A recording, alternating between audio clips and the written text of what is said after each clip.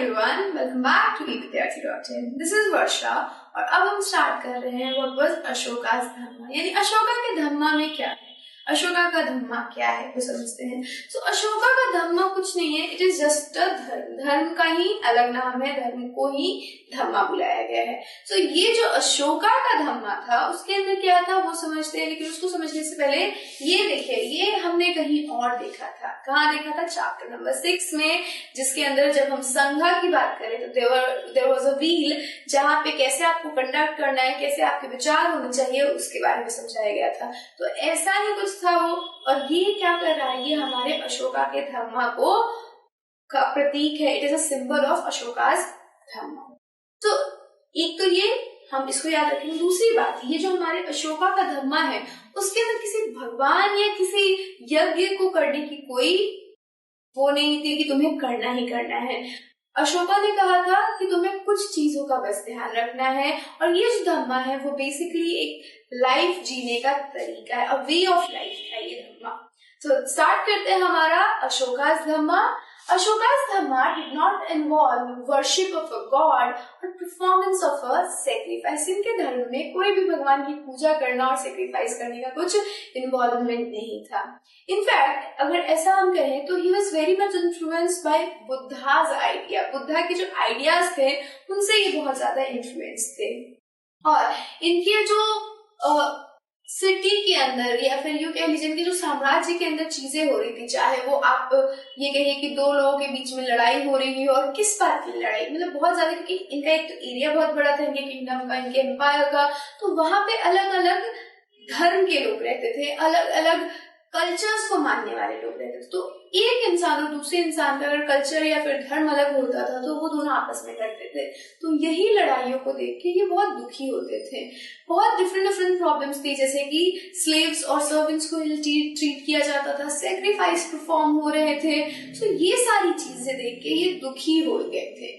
तो इनको ऐसा लगा कि he can direct his subjects, यानी कि अपने सब्जेक्ट्स यानी अपनी प्रजा को डायरेक्ट कर सकते हैं, सिखा सकते हैं कि कैसे रहना है। So he felt that just as a father tries to teach his children, he had a duty to instruct his subjects. So उनकी भी एक ड्यूटी बनती है, जैसा कि एक पिता की बनती है अपने बच्चे के प्रति, कि वो क्या करे, उसको सीख दे, सिखाए। ऐसे ही इनको भी लगा कि इनकी भी एक ड्यूटी है अपने प्रजा की तरफ। He was also inspired by the teaching of Buddha. वो बुद्धा की टीचिंग से भी बहुत ज्यादा इंस्पायर्ड थे। इस वजह से उन्होंने क्या किया, अब क्योंकि वो बुद्धा से इंस्पायर्ड थे, उन्होंने बहुत सारे आइडियाज बुद्धा के लिए उनको अपने धम्मा के अंदर इंट्रोड्यूस किया, और फिर ऑफिशियल्स को अपॉइंट किया। क्यों अपॉइंट किया? He appointed officials known as Dhamma Mahatma who went from place to place teaching people about Dhamma. क्या किया?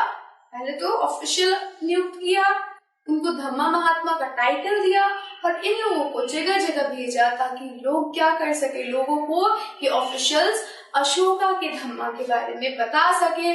और इस धम्मा के अंदर क्या था, बेसिकली ये था कि सभी का रिस्पेक्ट करो, सेक्रीफाइस मत करो, यानी एनिमल सेक्रीफाइस को बंद करो, लाइफ अच्छे से जियो, हैप्पीली जियो, किसी को डिस्टर्ब मत करो, किसी की रिलीजन के बारे में कुछ मत बोलो, सबका रिलीजन उतना ही इम्पोर्टेंट है जितना आपका रिलीजन है।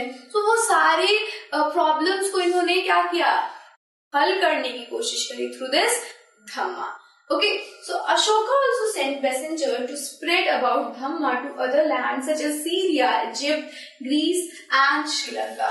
और इन्होंने अपने मैसेंजर्स को भी भेजा, अपने संदेश वाहकों को भी अलग अलग देशों में भेजा। और वो देश कौन से? सीरिया, इजिप्ट, ग्रीस और श्रीलंका। सो इन जगहों पे इनके मैसेंजर्स गए और इनके धम्मा को प्रचार किया।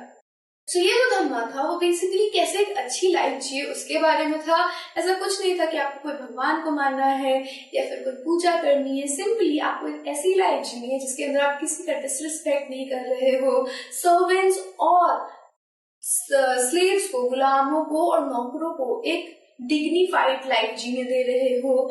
ये सारी चीजें थी। साथ ही साथ हमारे जो अशोका है उन्होंने क्या करवाया, उन्होंने बहुत सारे पिलर्स बनवाए, इंस्क्रिप्शंस बनवाए, जिनके ऊपर अपने धम्मों को लिखवाया ताकि लोग इन्हें पढ़ सके और धम्मा महात्मा उन्हें पढ़ के लोगों को सुना सके।